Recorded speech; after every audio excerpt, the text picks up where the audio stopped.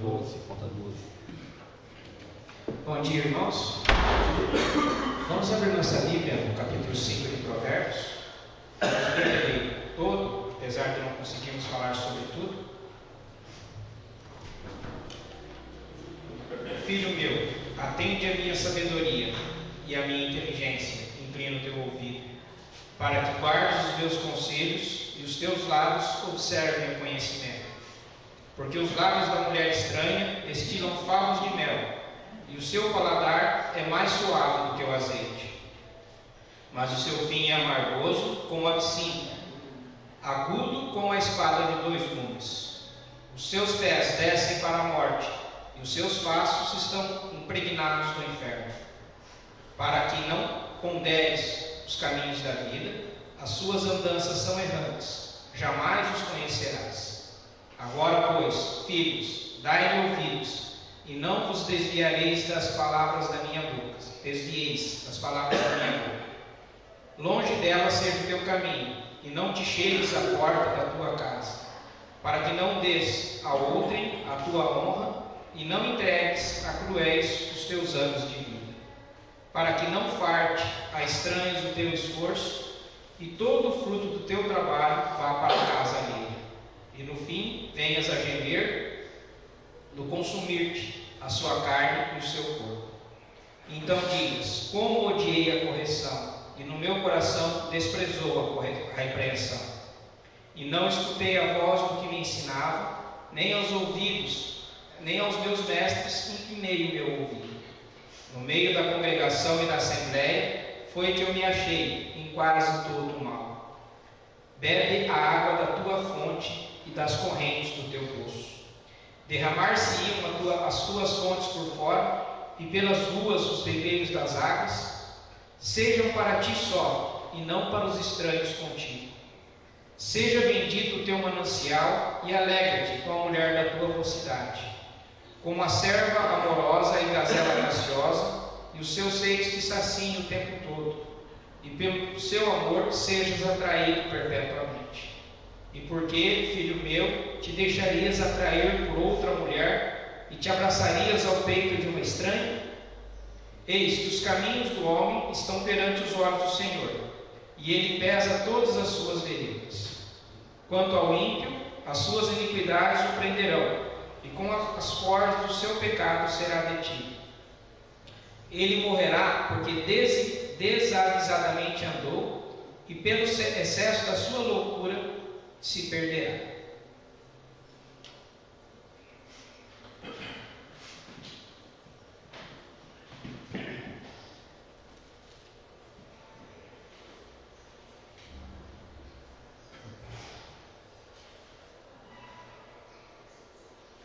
O texto de hoje, de Provérbios 5, não é um texto fácil de ser dito, um assunto tão prazeroso de ser ouvido ou de ser discutido entre as pessoas.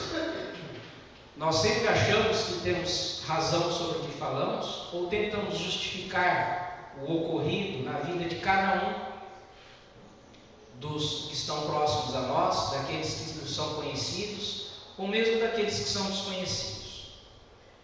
A imagem que temos no projetor de uma família se despedaçando, no caso, simples, sem rosto, que não podemos identificar quem seja, mas que é uma dura realidade que existe no Brasil e no mundo. Nas pesquisas que eu realizei, mais de 1 milhão de registros de nascimentos foram registrados no ano passado, apenas com o nome da mãe, sem o pai, na certidão de nascimento de uma criança. Isso, dentre outros.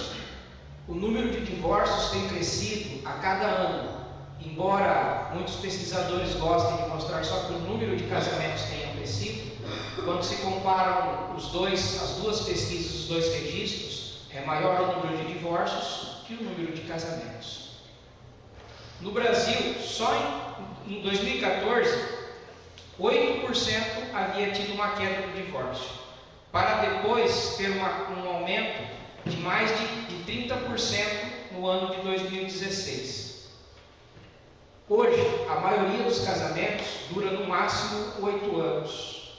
Alguns conseguem chegar até os 15 anos, percentual baixo. E o percentual que consegue ultrapassar disso é bem baixo. Daqui a pouco nós veremos num outro slide. Qual imagem os irmãos acham que, quando eu fiz a pesquisa, mais apareceu sobre fidelidade conjugal, por incrível que pareça? Foi essa imagem que mais apareceu na pesquisa. Eu pesquisei diversas páginas diferentes e apareciam com personagens diferentes, mas a maior parte era a mesma coisa. Sempre 3 pessoas. Sempre uma na posição de estar sendo enganada. E 2 achando que eram melhores do que a que estava sendo enganada. Trocavam-se as posições. Homem, mulher e assim por diante. Só deixar claro que a do meio não é a filha. Isso. Bem dito, bem lembrado. Isso. Bem lembrado. A do meio não é a filha. Bem lembrado. Trocavam-se apenas as posições. Certo? Nas outras imagens que eu vi, trocavam-se etnias, mas a imagem que mais aparecia em todas as pesquisas eram essas. Aqui a gente tem os índices. A cada ano, certo? A cada tipo de famílias, o que vinha acontecendo, certo? Todos os índices maiores demonstram, certo? A desigualdade familiar, o que não é que está escrito na Bíblia, o que não é o ideal. E segundo alguns pesquisadores, psicólogos e psiquiatras, é o principal motivo da nossa sociedade estar como está. O número de crimes ter aumentado, o número de homicídios ter aumentado, o número de pessoas insatisfeitas com eles terem aumentado. Tudo começa na família, tudo começa no lar. O que nós estamos falando aqui não é uma invenção minha, não é uma invenção moderna, é uma coisa antiga. O ser humano, desde quando caiu lá no Jardim do Éden, ele vem fazendo isso.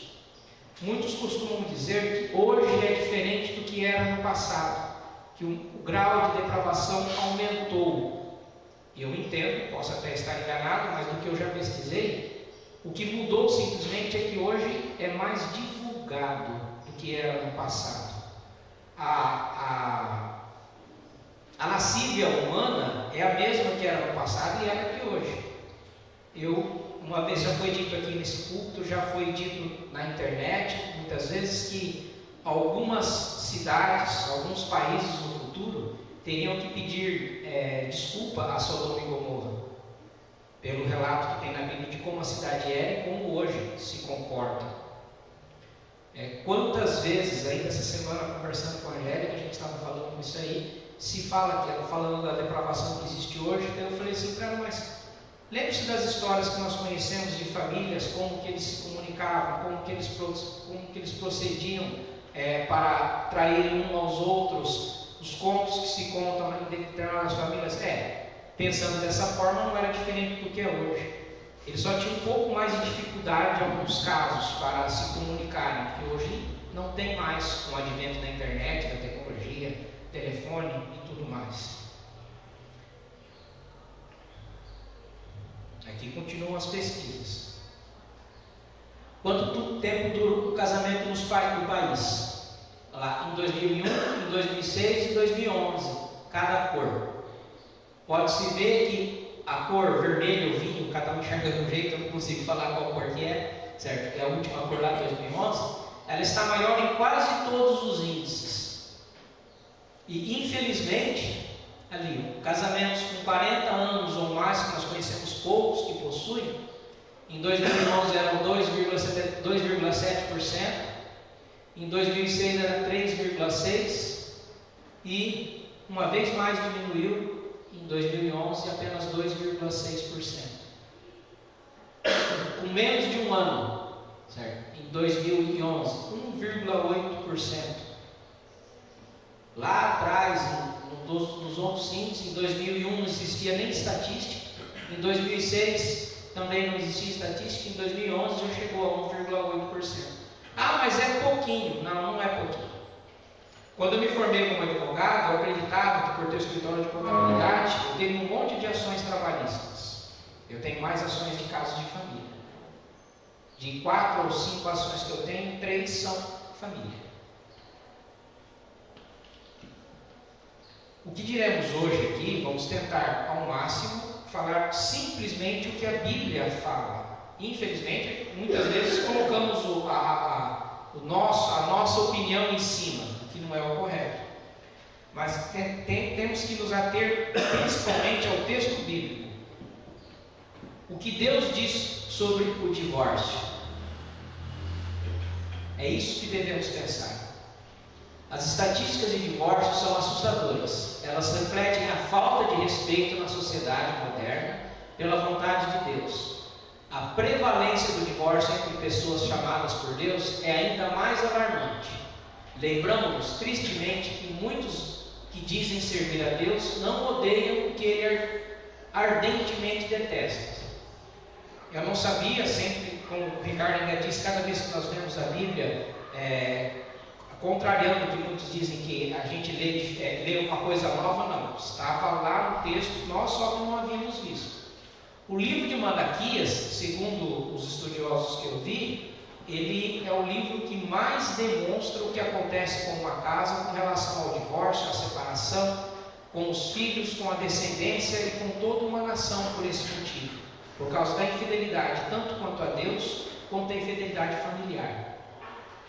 E depois voltamos de novo lá em Apocalipse também. Essa é uma das outras imagens que bastante aparecem na internet. Deus não destrói uma família para construir outra. Daí bastante gente gosta de usar a última frase lá e colocar nos status da internet. Traição para os fracos. Quem é forte não troca o presente de Deus por uma oferta do diabo. Tem uma outra que fala que casamento tem uma outra versão que fala que a pessoa ser solteira é bom, uma coisa ou outra, mas os fortes se casam e passam a vida toda sofrendo. Coisa parecida com isso, eu não lembro bem a frase correta, como que é. Daí a gente vem para aquele pessoal que volta a colocar a culpa nos outros pelos atos. Cuidado com o espírito do adultério. Como se o que cada um fizesse fosse culpa de alguma coisa. Eles voltam de novo a colocar a culpa no diabo, voltam a colocar a culpa em qualquer outra coisa e assim por diante. São inúmeros os casos que eu ouço, vejo e não concordo, vamos deixar bem claro, onde as pessoas justificam a traição por algum motivo. Porque a minha esposa não me dava atenção, porque o meu marido não me dava atenção, porque minha esposa trabalhava demais, ou meu marido trabalhava demais, ou porque eu não consigo me controlar, ou porque a oportunidade faz a ocasião, e assim por diante. Nunca admitindo ou trazendo para si mesmo a responsabilidade daquilo que se faz. São inúmeras as consequências do adultério, são inúmeras as consequências da traição, são inúmeras as consequências de todos os atos que fazemos, que seguimos, que muitas vezes achamos que não estão sendo feitos. Hoje a moda e a confusão se dão muitas vezes pela traição virtual, pela tentativa ou combinação de atos através de conversas de internet, de diálogos que muitas vezes não são próprios para aquele tipo de diálogo e assim por diante. E muitas vezes as pessoas falam que não perceberam, não sabiam, não era aquilo que estava querendo, mas elas alimentam esse tipo de coisa. Elas dão vazão, dão oportunidade e não se esquivam disso. Voltando a dizer com relação ao que muitas vezes não confabulam ou não deveríamos confabular com esses tipos de opiniões ou com esses tipos de pensamentos, como deveríamos tratar o adultério hoje? Ele deve ser tratado como pecado, ele deve ser tratado com amor e com rigor bíblico, ele deve ser tratado com disciplina e deve ser tratado com perdão para os arrependidos. É interessante o quarto item, com perdão para os arrependidos. Existem aquelas pessoas que insistem em continuar errando. Primeiro eles colocam a culpa que era por um determinado motivo.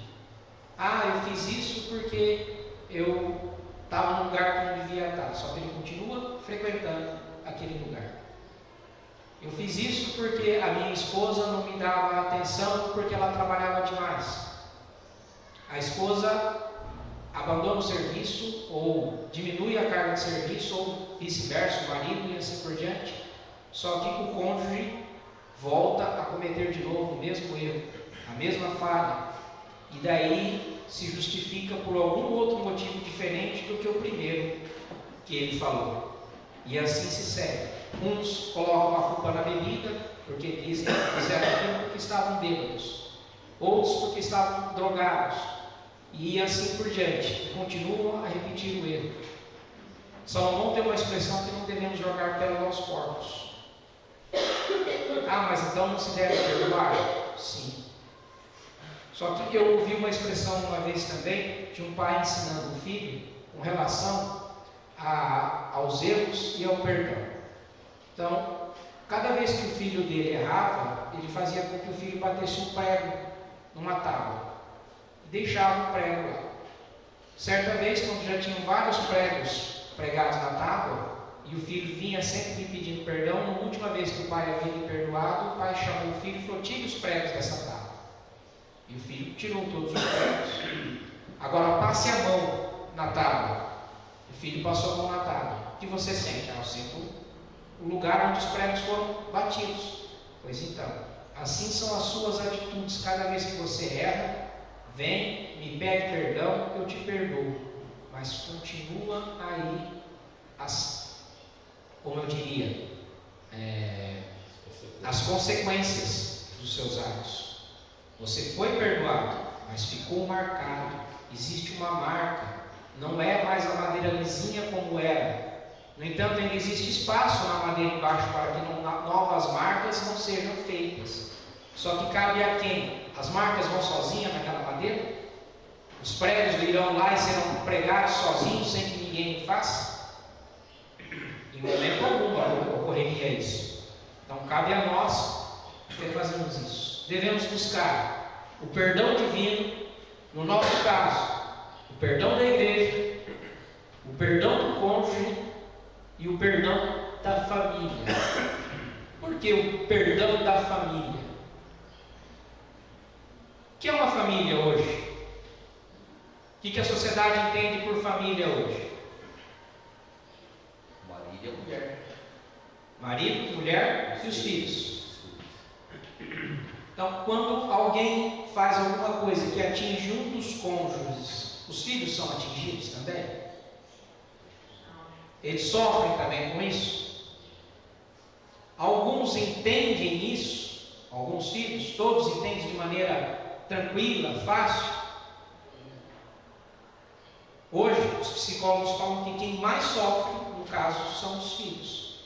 Porque as partes, os cônjuges, muitas vezes, não têm mais disposição, não ligam mais para isso, tanto faz, tanto fez. Estão tão calejados pela vida, ou muitas vezes se cobram tanto com tantas coisas que não deveriam cobrar, que não se importam, mas esquecem dos filhos, que são parte integrante da família.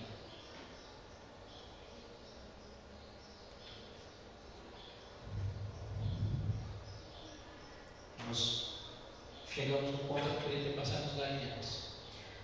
Malaquias é o único livro da Bíblia que descreve o efeito devastador do divórcio na família, na igreja, na sociedade, as lágrimas, os choros e os gritos.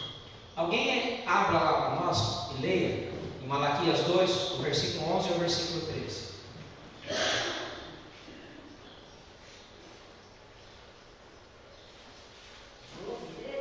2, 11 ao 13.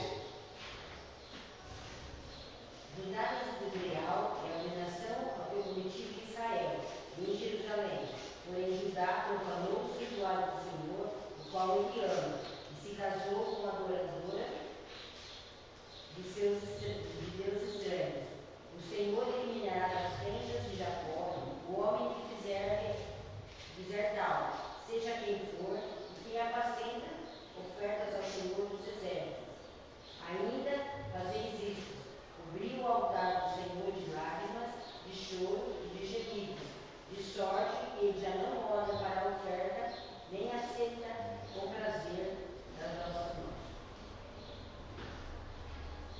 O Senhor não olha para a oferta e nem aceita com prazer o sacrifício oferecido.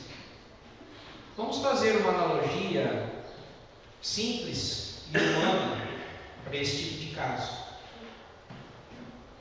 Quando nossos filhos transgridem alguma coisa da qual nós não gostaríamos que eles tivessem feito e nós os corrigimos, às vezes antes da correção nós nem sabemos que ele fez alguma coisa de errado e ele começa a nos agradar, tentando fazer coisas que ele não costumava fazer, cumprir alguns tipos de tarefas que geralmente eram custosas para que ele cumprisse, e ele faz voluntariamente.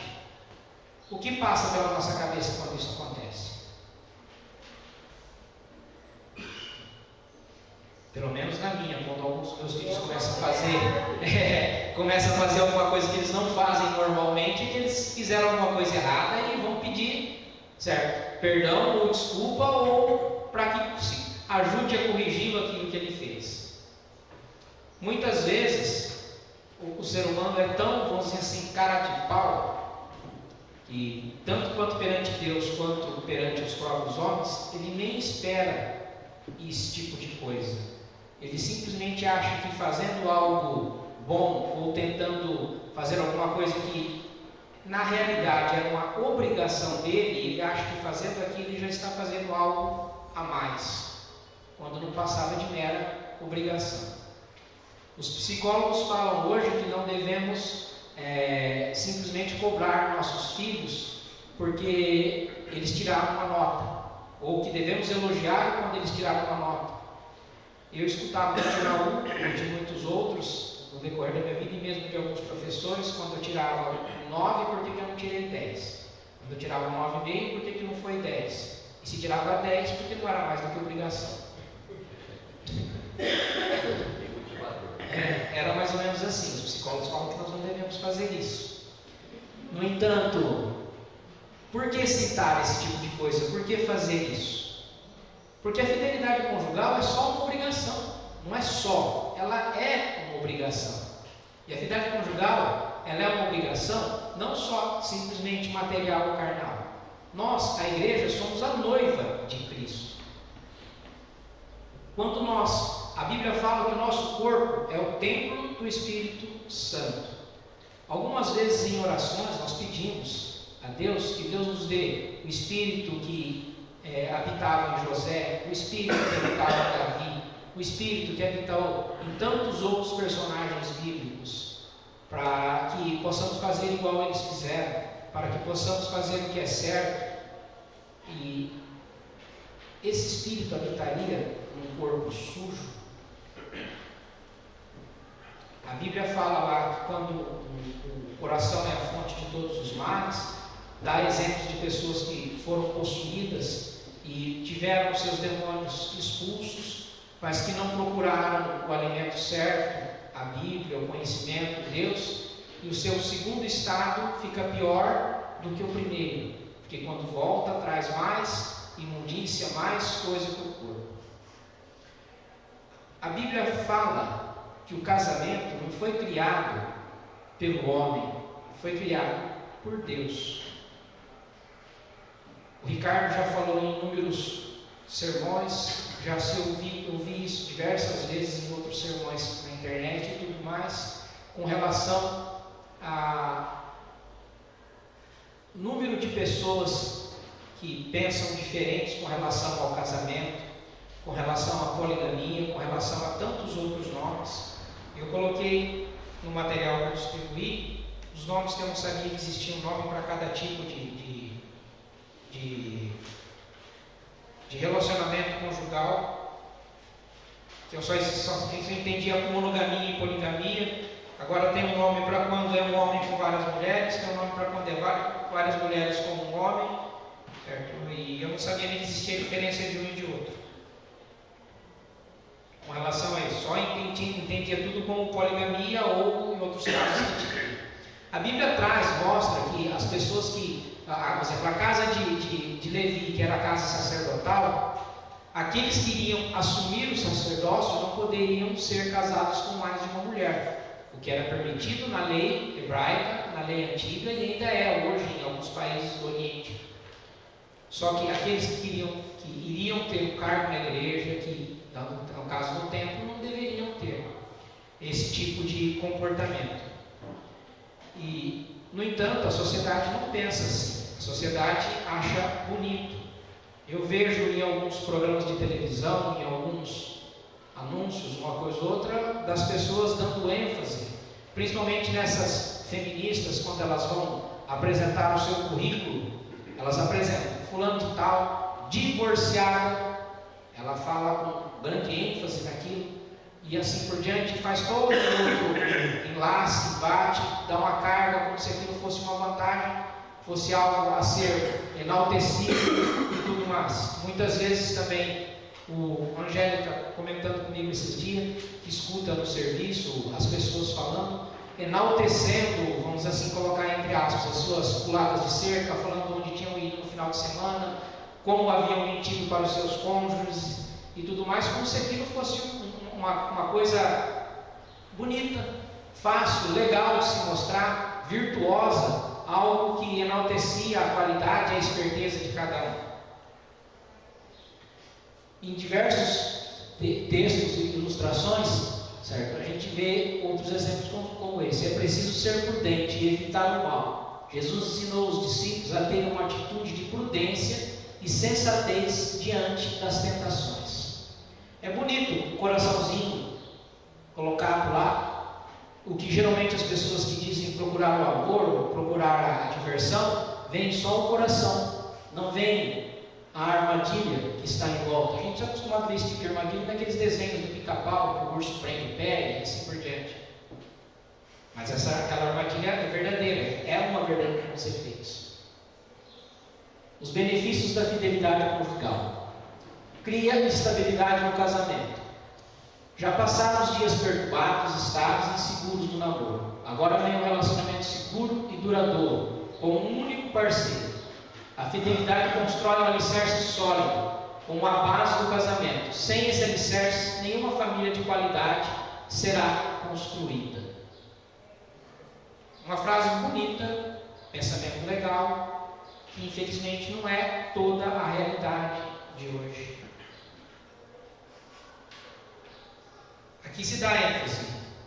Agora vem um relacionamento seguro e duradouro com um único parceiro. Quer dizer que antes do casamento poderíamos ter mais de um. Esse é o pensamento. O autor MacArthur, daquela Bíblia comentada que eu tenho, ele fala que toda vez que ele vai fazer um casamento, que os jovens procuram ele para fazer um casamento, ele fala para os jovens: as perguntas que eu vou fazer para vocês não impedirão que eu realize o casamento de vocês. No entanto, se no decorrer da nossa conversa ou entrevista eu perceber que vocês estiverem mentindo, daí eu não realizo o casamento de vocês. E ele começa perguntando como é o período de namoro, como eles se relacionam, uma coisa ou outra, e por final perguntam para eles se eles são virgens quando eles vão fazer o casamento. E antes que eles respondam, ele fala para eles: mas me respondam com sinceridade. E ele disse que, para a tristeza dele, não havia atendido nenhum casal ainda que estava se casando virgem, no caso. Daí ele termina dizendo: como eu disse antes, eu não vou deixar de realizar o casamento de vocês por isso. No entanto, eu falo que vocês começam o casamento como se começa uma casa do telhado para o alicerce. E esse, segundo muitos psicólogos, é um dos grandes motivos hoje do número de divórcios, do número de desculpas dos nos divórcios onde fala que existe a incompatibilidade de gêneros. Essa frase é tão comum que em todas as petições de divórcio que eu faço é uma das primeiras que é colocada. Certo? Conviveram por X número de anos, uma coisa ou outra tal, e por incompatibilidade de gênero, certo? Estão se divorciando. É o que a sociedade pensa, quer e faz. Alguém sabe por que existe a igreja anglicana na Inglaterra? Por que ela se separou e eles se autodenominaram protestantes no passado? O rei queria que se casar outra vez e a igreja católica não deixava. Tá, isso mesmo, bem lembrado. Esse foi o motivo. Não foi porque eles descobriram, como Lutero, que a igreja estava seguindo princípios errados. Não foi como Calvino, que queria que as pessoas seguissem o que estava na Bíblia. Não foi o que qualquer outro reformador fez e apresentou erros que estavam sendo seguidos. Eram simplesmente porque o rei queria se casar de novo. E dali 2 anos ele mandou matar essa mulher que ele queria casar de novo também. E casou com outra. Certo? E se tornou o chefe principal da igreja. Por motivos nada a ver, por motivos nenhum, certo? Lógicos, bons, reais e sérios. Amar é caminhar juntos, na mesma direção. Isso é facinho, né? Os gêneros de todos são iguais, se completam. Eu escutei na internet esses dias, no programa Pânico, tá certo que era uma forma de chacota ou mesmo de deboche. O Emílio lá, ele falava que a humanidade vai se extinguir, porque do jeito que está caminhando é só homem, mulher com mulher, não vai ter mais filho e assim por diante. Daí existia um psicólogo lá que eles estavam entrevistando, uma coisa ou outra, especialista em relacionamentos e tudo mais. Daí ele falou assim, que ele ficava revoltado com os programas de televisão, as novelas da Globo e alguns outros filmes aí. Por quê? Porque os casais heterossexuais, que eu diria normais, e hoje existem os outros meios, nos filmes geralmente são aqueles que estão sempre brigando, que não dá certo com uma coisa ou outra. Só que os casais homossexuais é mil maravilhas, eles nunca têm problemas, tudo dá certinho para eles, tudo vai. Daí o psicólogo especialista em relacionamento, não, mas é por isso que dá certo eles pensam iguais, eles sabem o que cada um quer, por isso que os outros. Então quer dizer que o que Deus criou, a normalidade está errada. Mas por que a normalidade está errada? O que é normal está errado? Eu não trouxe aqui, mas vi na internet um material que até compartilhei no Face, mostrando como tudo funciona, como o ser humano copia, certo? Todas as formas do jeito que Deus criou. Para que uma coisa se encaixe, sempre vai ter um macho e uma fêmea. Para que tenha um encaixe perfeito, um alinhamento perfeito, um deslizamento perfeito de alguma coisa, uma construção perfeita. Nada funciona sem encaixe. Tudo de acordo com os encaixes originais criados por Deus. Homem e mulher foram feitos diferentes, não são iguais. O Clodoaldo costumava dizer que a mulher ela nunca deve ser compreendida, e sim amada. Se você tentar compreender, desculpa as mulheres, a gente fica louco. É igual um dia eu e o Ricardo compartilhamos lá o manual do homem e o manual da mulher. O da mulher eu publiquei só o primeiro volume. Certo? O do homem era pequenininho assim. Brincadeira da parte, uma coisa ou outra. Né? Para quem assistiu esse filme, é uma animação, é muito interessante a animação do filme. Eles começam lá, desde criança, se entendendo. Mas, veja lá, amor não é apenas dizer eu te amo, é demonstrar isso sem precisar de palavras. Olhem como o garotinho fica olhando para a menina. Ali não tem nenhuma cena de nudez, de pouca roupa, não tem nenhuma cena sensual, de dança e tudo mais.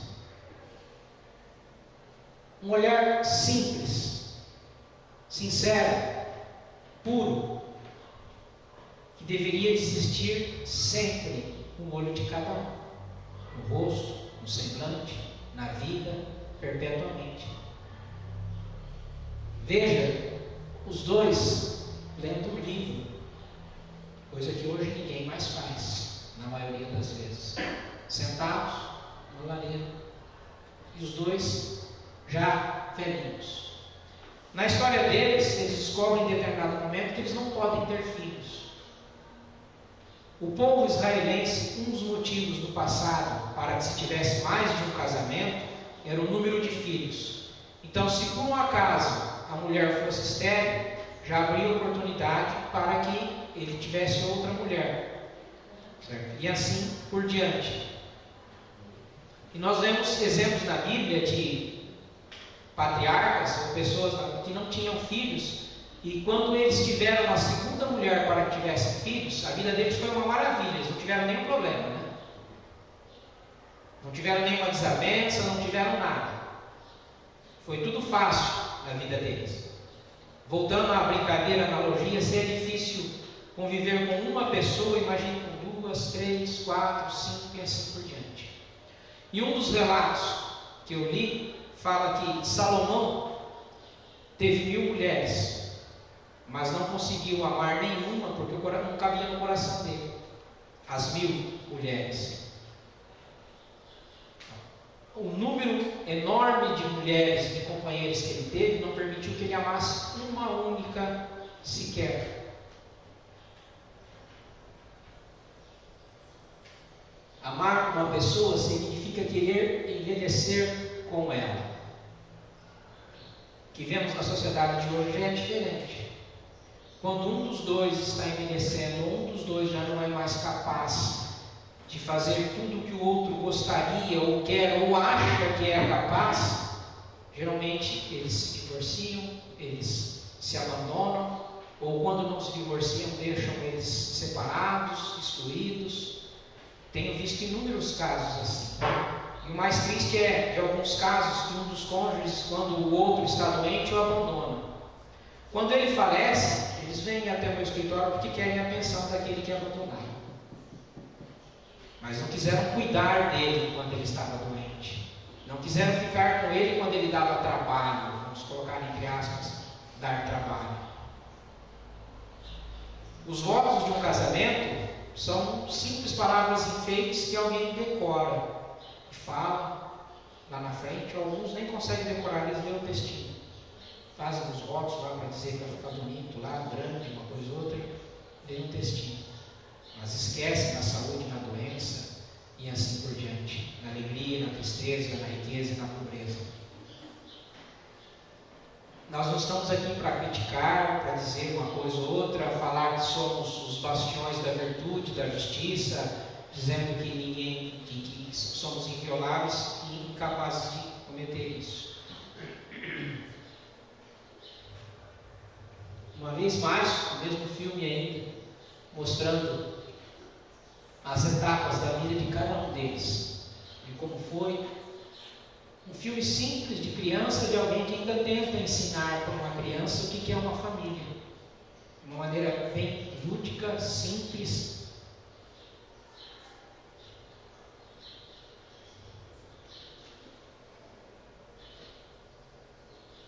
E tem a parte triste do filme, quando apenas um fica.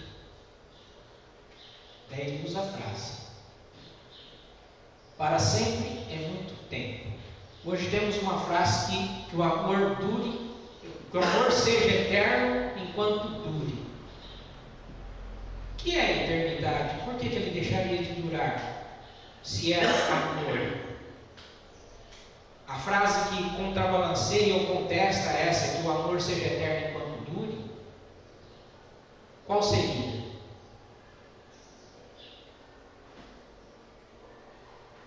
Se realmente era amor, nunca acabaria. Então, geralmente, não é amor. E amor não é o que muitos entendem como aquele fogo, aquilo é paixão. Nós psicólogos e os psiquiatras falam que se por um acaso o ser humano ficasse apaixonado muito tempo, ele simplesmente iria à loucura.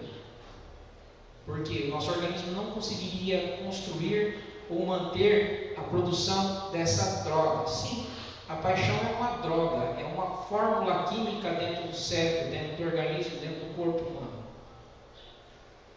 Só que as pessoas ainda não aprenderam que não devemos nos apaixonar, certo? Ou não é que não devemos nos apaixonar, achar que a paixão é o final, o ponto final da coisa, quando a paixão não é. Não existe aquilo que as pessoas chamam de alma gêmea, certo? Ou amor à primeira vista. Relacionamentos eles se constroem com o tempo, com o conhecimento um do outro. Isso é casamento, isso é união, isso é o que Deus sempre quis. No passado, os exemplos bíblicos que nós temos, a gente vê que ninguém teve um namoro. Eram casamentos forjados, combinados, mas existiam respeitos, principalmente nos personagens que nós temos na Bíblia, ou pelo menos aparenta se tem. Mas o que era isso? Eu entendo. Era uma fórmula de como se fazer. Toda vez que em qualquer um dos relacionamentos que nós temos na Bíblia, de qualquer um dos patriarcas que nós vemos, que eles fugiam dessas mínimas regras que Deus mostrava, demonstrava, eles pagavam um preço por isso. Quando eles achavam que o que Deus havia lhes prometido, oferecido, não era o suficiente, não era tudo, que eles achavam que alguma coisa tinha que ser modificada, eles pagavam um preço. Havia, vamos dizer assim, um castigo, um custo, uma consequência por aquilo que eles tinham feito. Não simplesmente ficavam do jeito que eles queriam. Nos textos que eu vi também fala que Davi, depois que ele cometeu o pecado com Betseba, ele perdeu todo o comando que ele tinha com os filhos. Depois nós vimos o que Absalão fez com ele, certo? Os caminhos que o próprio Salomão acabou tomando, que Salomão era filho da mulher com quem Davi havia cometido um assassinato, quando mandou matar o marido dela. Mesmo sendo o eleito por Deus, ele não tinha um exemplo para ver, para seguir, para fazer. E muitas vezes ele também poderia pensar, como eu muitas vezes pensei com relação ao meu pai, que eu queria fazer tudo diferente do que ele havia feito, porque o que ele havia feito havia me magoado. Davi, com o que fez, e sendo Salomão filho de Betseba, quem poderia dizer que ele pensou, eu tendo diversas mulheres, eu não trairia nenhuma delas, quando o que ele estava fazendo não era o certo, não era essa a resposta para o que ele fazia. Que ele podia pensar, meu pai, Davi, cometeu um pecado, uma coisa ou outra, eu não vou fazer igual a ele, eu vou ser diferente, eu sou mais inteligente, eu sou mais sábio, eu fui agraciado com isso, e a minha sabedoria e o meu conhecimento me impedirão de fazer o que é errado. Nós vemos que não temos todo o restante da história de Salomão, de como ele fez, mas o que podemos ver é que, teoricamente, ele acabou em desgraça, certo? Ele não acabou com toda a glória que ele começou, com que Deus havia lhe fornecido, porque ele cedeu a esses tipos de tentações e desejos. É um caminho muito perigoso esse que nós seguimos. Isso tanto é para homem quanto para mulheres, não há diferença.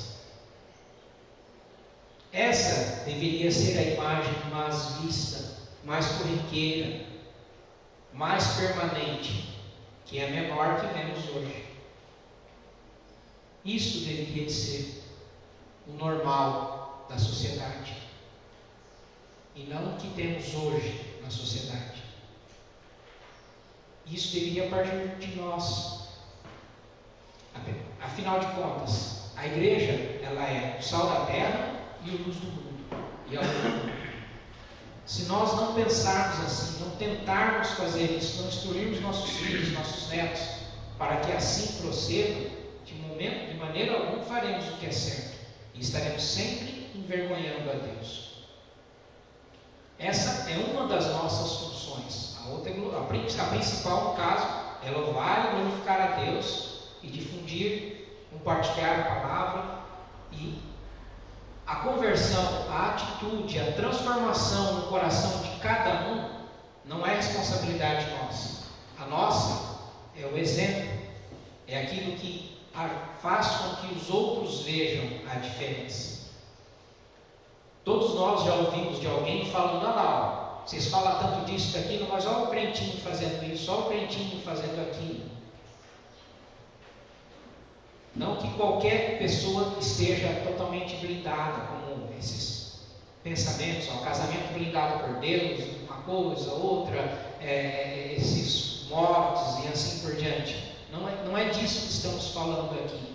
São de coisas simples. Vendo um artigo de um psicólogo ele falando que os casais o procuram só quando já não há mais volta. Que quando começam os primeiros erros, os primeiros problemas, todos acham que podem resolver sem ajuda profissional. Eu vou mais longe. Ajuda profissional? Precisamos de um profissional para fazer aquilo que Deus nos deu. Muitas vezes algumas pessoas até precisam. Não vamos criticar esse tipo de coisa, mas não deveriam. Não vamos falar. Nós deveríamos, entre nós, entre a própria família, procurar corrigir as nossas falhas. Olharmos para dentro de nós mesmos, não da maneira que se fala, olha para o seu interior, não é isso. É reconhecermos os nossos erros, não colocarmos a culpa no outro, nos outros, nas pessoas, na sociedade, na vida em si e tudo mais. Não sermos prepotentes em acharmos que temos a resposta para tudo. Hoje nós não temos mais amigos para conversarmos, confidencializarmos uns com os outros. Por quê? Porque se a gente se abrir para uma outra pessoa, aquela outra pessoa vai saber dos nossos erros, das nossas falhas e vai usar aquilo contra nós. É o que geralmente fazemos, pensamos, agimos e com isso deixamos de resolver os problemas até que eles sejam teoricamente insolúveis. Onde para Deus nenhum problema é insolúvel, nenhum problema pode ser deixado de ser resolvido. É como aquela frase que o Josemar Bessa disse quando alguém chegou nele e disse: pastor, perdi o controle da minha vida. Segundo ele disse: por quê? Em algum momento você teve? Ele nunca esteve nas mãos de Deus? Você controla realmente sua vida? Quem é que tem esse controle? Hollywood fez um filme há alguns anos atrás que uma pessoa tinha um controle remoto que ele ia para frente, para trás, ele fazia um monte de coisa, só que no final da conta, lá no final, ele viu que ele acabou se dando mal com esse controle. Porque ele achava que ele estava podendo, controlando a vida, parando, silenciando algumas coisas, e ele perdeu tudo, quase, até que ele descobriu que ele não tinha esse poder para controlar isso. A mesma coisa somos nós, pois não é? Certa vez o pastor disse que ele outro pastor disse para ele, os dois falecidos, né? Que a sorte que esse pastor teve, que Deus nunca ouviu a oração dele. E sim fez a vontade de Deus, não a vontade dele. E quando foi Deus que controlou a vida dele. Ele pediu uma coisa e Deus não ouvia. Ainda bem que Deus não ouviu os meus pedidos. O que eu não pedi, Deus fez o melhor. Então, o que quer dizer que Deus, quando eu lembrei, então, que Deus controlou a vida dele, não foi a oração dele para que Deus controlasse, mas Deus controlou. E um dos posts do Josemar Bessa, ele fala uma coisa parecida com isso, com que ele fala que ele ia deitar e dormir e esperava que ele levantasse no dia seguinte. Se ele não levantasse, ele sabia que a vontade de Deus havia sido feita naquele momento, que era a vontade de Deus. E muitas vezes que você está falando, eu já vi vários posts, vários comentários e frases de pessoa falando com relação a isso. Quando nós falamos na nossa oração que seja feita a sua vontade, certo? Você tem que aceitar que essa vontade seja feita. Agora a pessoa fala que seja feita a sua vontade, mas é alguma coisa, Deus não gosta de mim, cara, nada dá certo para mim. Mas por quê? Eu tenho esse exemplo que você está falando com relação ao pastor, eu posso dizer até com sinceridade, que já recebi coisas que eu pedi que não era para minha glorificação e minha glória. Eu me arrependi de ter pedido. Eu recebi, mas paguei pesado conceito, pensamento, as maneiras de como se pensar, de se pedir determinados tipos de coisas, certo? Com relação a isso, sempre dando mais ênfase, certo? Na questão de que seja feita a vontade de Deus e parar de pensar que estamos no controle de alguma coisa. Eu gostei muito de uma frase, tenho usado ela muito, certo? Quando o Josemar Bessa falou que se Deus é capaz de aquietar um mar furioso, por que Ele não pode aquietar o meu espírito? Me dar o consolo que eu preciso, a paz que eu preciso, que as pessoas buscam viver. Eu fui em Barretos sexta-feira. Muitas vezes eu fico impressionado de ver como que as pessoas pulam, dançam, cantam, fingem estarem alegres naquele momento. E depois, se você às vezes, aquelas mesmas pessoas, no dia a dia do trabalho delas, estão carrancudas, tristes, nervosas, reclamando que tem que ir trabalhar, que tem que fazer uma coisa ou outra, esperando a próxima sexta-feira, o próximo sábado ou domingo, para, vamos colocar, se divertirem, certo? E depois começa todo o ciclo de novo, certo? Sem nunca estarem satisfeitas ou possuírem uma satisfação plena. Não é diferente com as pessoas que ficam trocando de parceiro, que ficam procurando, que tem diversos relacionamentos, acham que isso vai, elas ficam à procura de preencher alguma coisa que lhes falta, quando tudo isso está na Bíblia, está demonstrado. Quando muitas vezes é gratificante quando você vai fazer uma frase e seu cônjuge consegue completar aquela frase que você estava pensando. Ou quando simplesmente você olha para o rosto dele e ele entende o que você pensa. E isso você não consegue da noite para o dia. É com convivência. É com real convivência.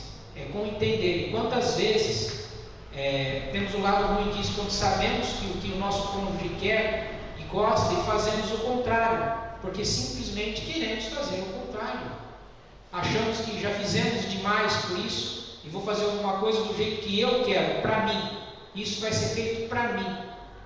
A Bíblia fala que nós não somos mais dois, mais um, a partir do casamento.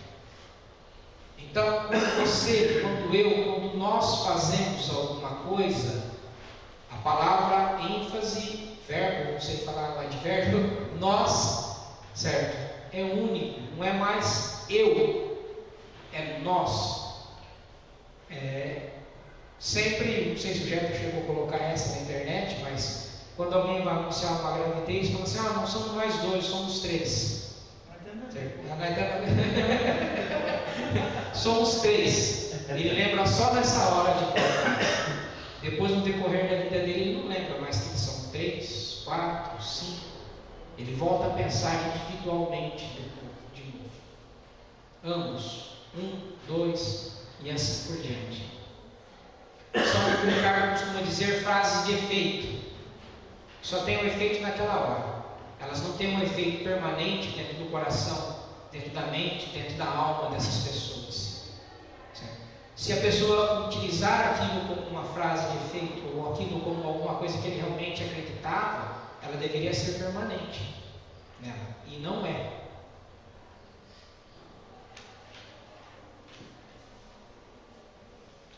Lá, Davi fala lá em Salmo 128, versículos 3 a 6. Encerrando já, alguém acha o texto para nós?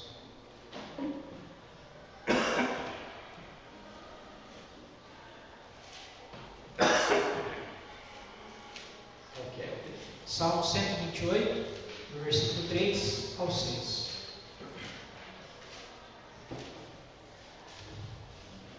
Tua esposa no interior de tua casa será como a videira frutífera, teus filhos como rebentos da oliveira à roda da tua mesa. Eis como será abençoado o homem que teme o Senhor. O Senhor te abençoe desde Sião, para que vejas a prosperidade de Jerusalém durante os dias de tua vida. Vejas os filhos de teus filhos, paz sobre Israel. Veja os filhos de teus filhos. Tem uma frase bacana também que eu vi esses dias, falando que se você educar os seus filhos de maneira correta, você poderá brincar com os seus netos. Agora, se você não educar os seus filhos de maneira correta, você terá que cuidar ou tratar de seus netos. E assim por diante. Boa parte desse estudo, certo? Eu li um estudo feito pelo pastor Hernandes Dias Lopes. Ele termina o estudo dele falando assim: muitos casais que começaram bem a jornada da vida conjugal caíram no banco lodacento do adultério. Embora não sejam perdoados pelos cônjuges, não conseguem tirar as farpas do coração nem as cicatrizes da alma. Muitos casais que serviriam de referencial e modelo para os mais jovens estão hoje cobertos de opróbrio, porque deixaram de se vigiar e tropeçaram nas próprias balizas que lhes indicavam o caminho. Muitos homens e mulheres envelhecem com amargura, porque nunca conseguiram apagar da memória a dor lacitante da traição. Muitos homens e mulheres perderam a autoridade de ensinar e exortar os filhos na área do sexo, porque se sentem desqualificados pelos seus fracassos nessa área. Depois que o rei Davi adulterou com Betseba, nunca mais conseguiu corrigir seus filhos. A culpa latente em seu coração o impediu de exercer com plenitude o seu ministério paternal. A fidelidade conjugal é o melhor preventivo contra o veneno que tenta asfixiar o casamento. É o melhor escudo contra os torpedos que são lançados contra a família. Somente o casal, com fiel sabedoria, pode saborear os doces frutos de um amor, sem reserva, e lega aos filhos um exemplo digno de ser imitado. A santidade no casamento é o melhor ingrediente para uma família